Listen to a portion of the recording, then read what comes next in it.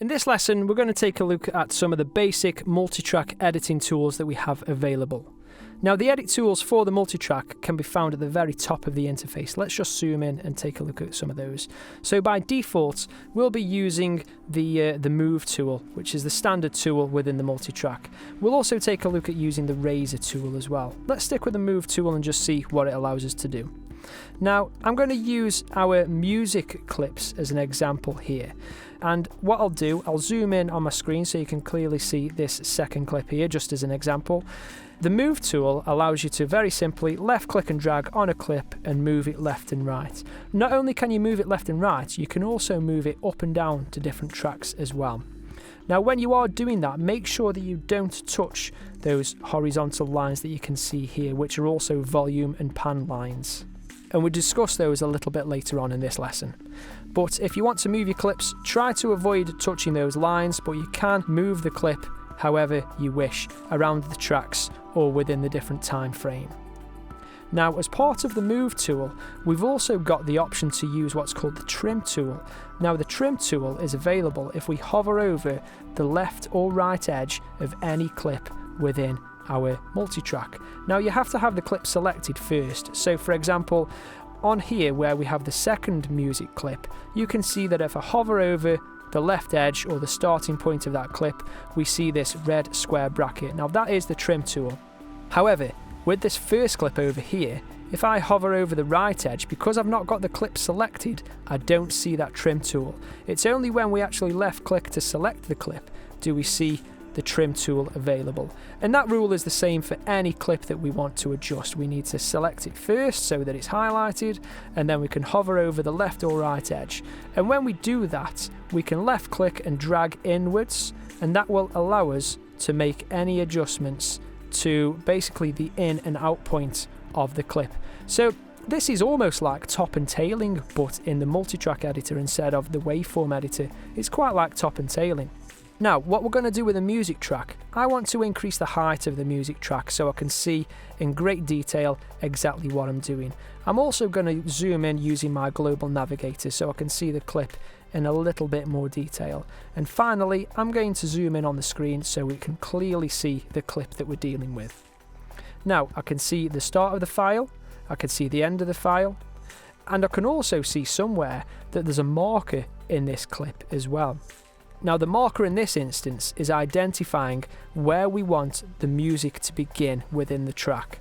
So what I'm going to do then, I'm going to hover over the left edge and I'm going to drag down to that marker just there, because that's the start of the music for the closing portion of the sequence. Moving over to the first clip, let's find the marker just there. There's the marker just here. So we want the music here to start just there. Now, importantly, when we do this, we're not actually adjusting any of the original content from these audio files. They are still intact. Remember, we're just referencing the clips within the multitrack. We aren't actually embedding them, and we aren't actually deleting any of the content by using this Trim tool. So you can trim it back if you wish. We're not deleting content. We're just simply changing the in and out points of the clip. So now that we've done that, we can move the 0-1 clip back to the beginning, and let's close the gap between 0-1 and 0-2 music clips. Okay, let's take a look at another tool that we have available in the multitrack editor, which is the Razor tool. So let's choose the Razor tool at the top, just there, and let's just minimize the music track so it's slightly shorter than how it was previously. Let's expand the links track though. So the links clip is where Pat has recorded his own voice in the radio studios, and it's essentially what is driving the story. So the basic principle is we start the piece with a link from Pat, which introduces the story. Then we have Charlie's first clip. Then we have a second link.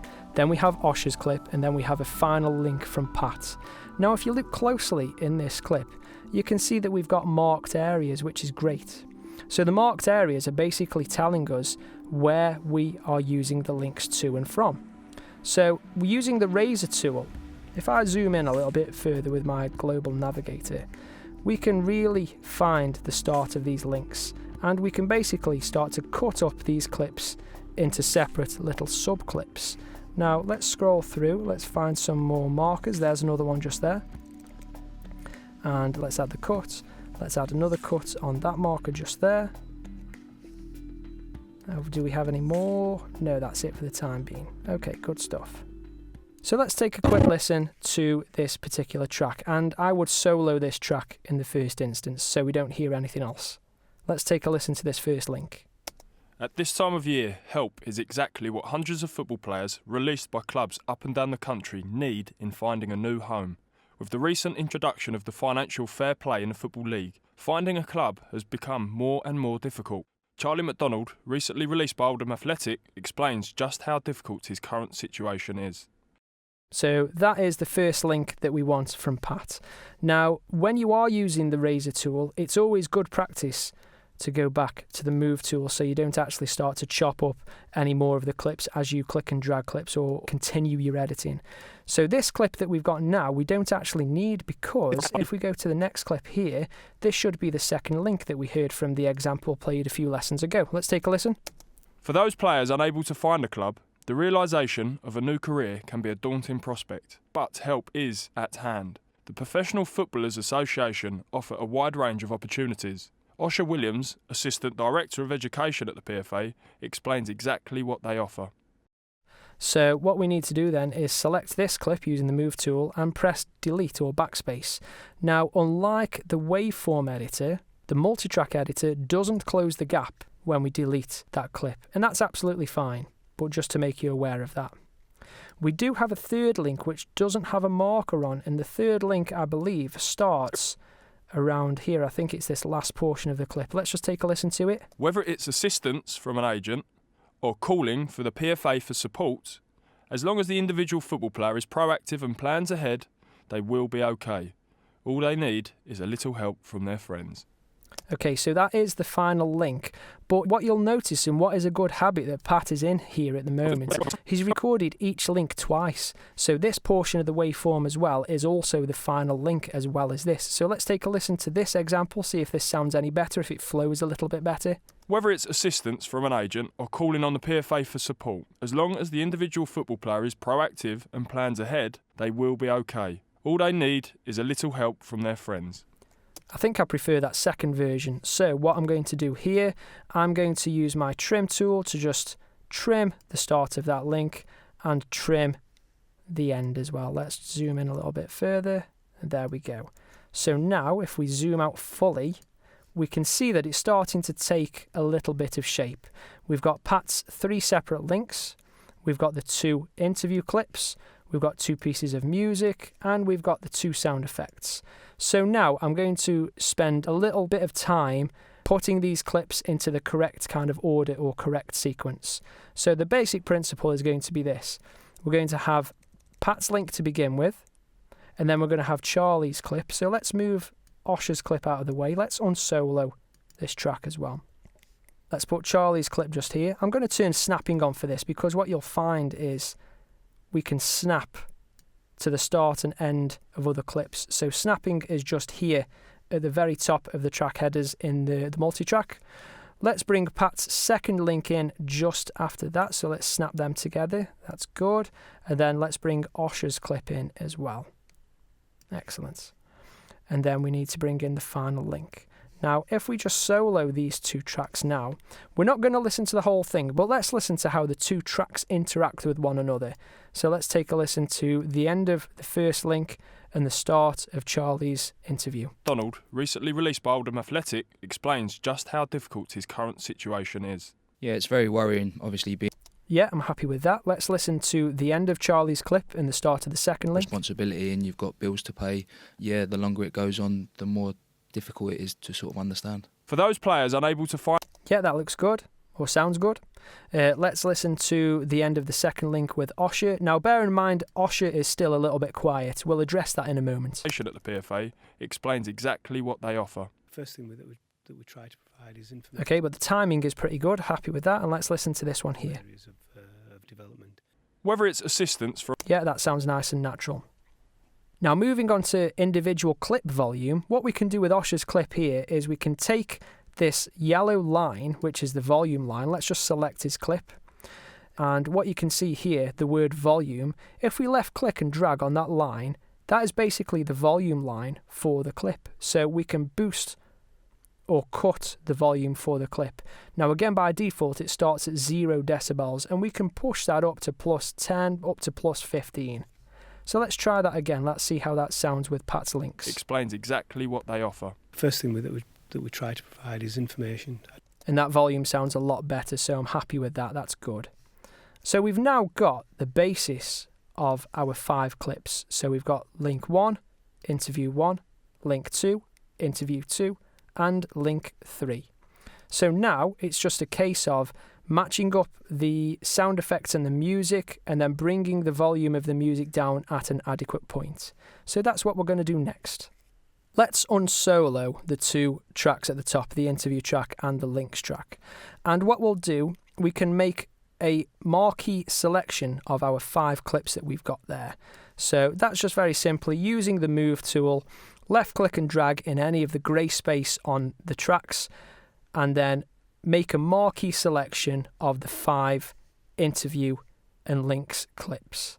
And then if we left click and drag on any of those clips now, we can see that they all move as one together. Let's now concentrate on the music and the sound effects. So let's go back to the beginning and let's listen to how this starts without even doing any editing whatsoever. Let's listen to how it sounds.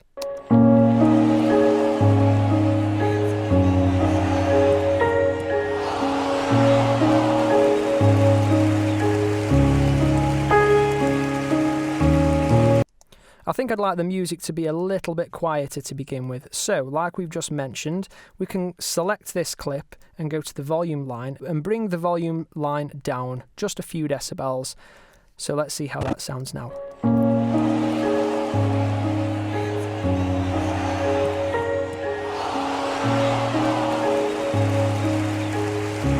Going to bring it down a little bit further just so we can really hear that sports crowd. It's usually better to bring volume of clips down rather than boosting other clips. So we could have boosted the sports crowd, but because audio is additive, the more clips that we use and the more tracks that we use, the louder the overall mix becomes. So it's better practice to bring volume of clips down rather than pushing or boosting the volume of other clips. Let's try again.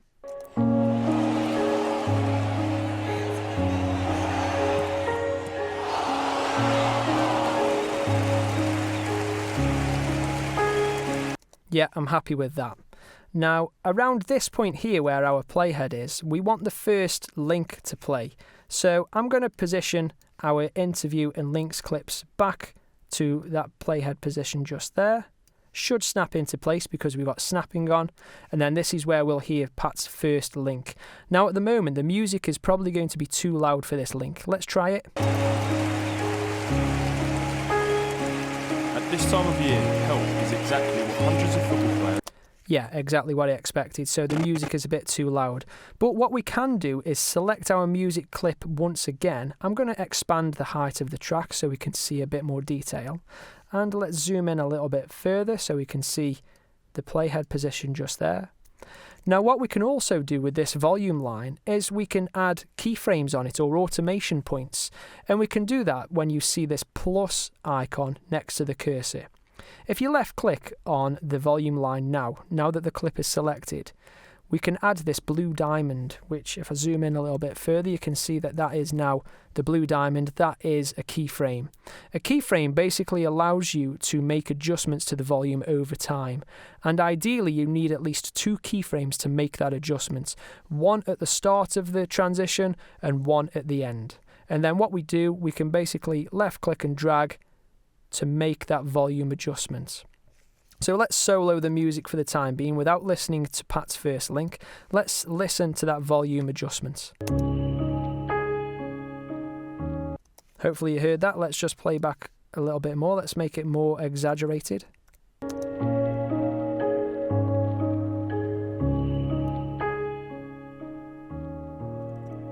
Okay, that sounds good. Let's take a listen with Pat's first link to see how it sounds. At this time of year, help is exactly... Yeah, that seems all right. Now, the problem that we have here is that the sound effect is a little bit too loud. So we need to do the same thing. Repeat the process. I'm going to expand the height of the sound effects track. And I'm going to push the playhead back to where the keyframes are for the music clip as well. So I'm going to select the clip for the crowd reaction near miss. I'm going to add a keyframe to the start of the move, and I'm going to add one in roughly the same position for the music and bring that second keyframe down at the same point. Let's try it again. At this time of year, I'm just going to expand that fade out so it's more of a gradual fade rather than a very abrupt fade, which would look like this. So let's pull that out a little bit. at this time of year. Yeah, it's getting there, so hopefully you get the idea of what we're aiming for now. At this time of year. And then at some point, we need to fade out the music completely. So I've just pressed the zoom out full button, so let's trim the music down, probably to the end of Pat's first link. That's good. And then what we can do here, let's zoom in again. We can add a fade or a volume fade at the end of this clip. Now again, if you left click on any single clip, you'll start to see these two squares appear in the top left and top right corners. Now these are our volume fades, and we need to add a volume fade or a volume fade out at the end of this clip. Now all you need to do, very simple, left click and drag on that fade out box and then drag inwards towards the clip. And then you can drag up and down, and you see the shape of that curve? That will change the way in which the sound fades out, or fades in if you add a fade in. Now if you don't like these fade ins or fade outs, you can of course left click and drag back and then remove those fades completely. But just to show you an example, let's just trim this down a little bit further and let's solo the track. So now let's see what's going on completely. We have some volume automation just here and then a volume fade out. Let's take a listen.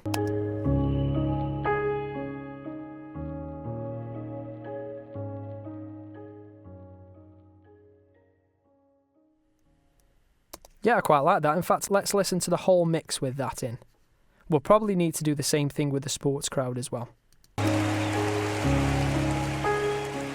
At this time of year, help is exactly what hundreds of football players released by clubs up and down the country need in finding a new home.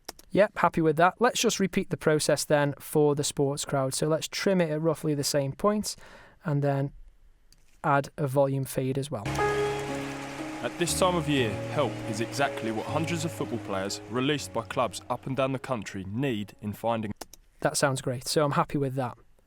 So now all we've got to work on is the end of the piece or the end of the project, which is Pat's final link, the sports crowd goal scored, and the final piece of music. So let's start with the music. I'm going to bring the music in about halfway through Pat's link. We need to add a fade in, of course, and we'll probably need to do some volume automation as well. So I'm very quickly going to go through this. You can spend more time doing this if you wish. Let's just mute the sound effect to start with, and let's take a quick listen to this. If the player is proactive and plans ahead, they will be okay. All they need is a little help from their friends. Let's just focus a little bit more specifically on that music there and that transition.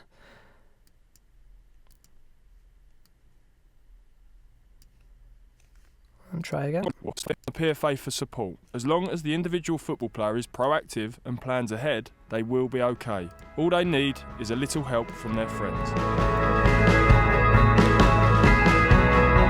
Yeah, so I'm happy with that music. That's good. Let's bring the sound effect in. We'll probably need to do a bit of trimming on here as well.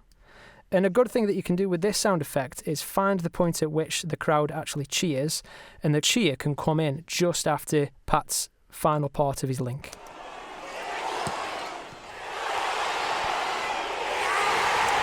Okay, so I found the point at which the crowd cheers, so let's try to synchronise that up with the end of Pat's link. Let's zoom in a little bit.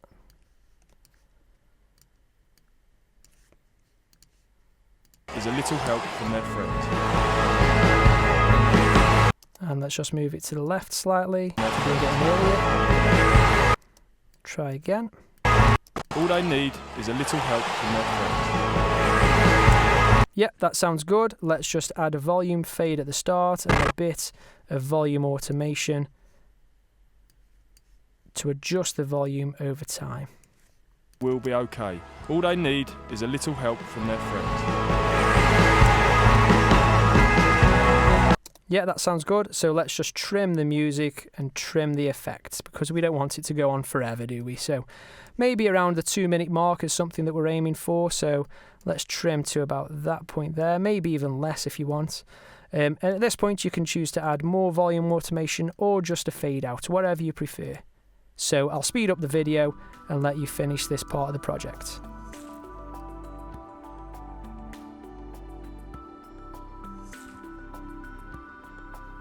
Okay, so I'm happy with how my clip has finished there. Let's just zoom out fully to see the whole project.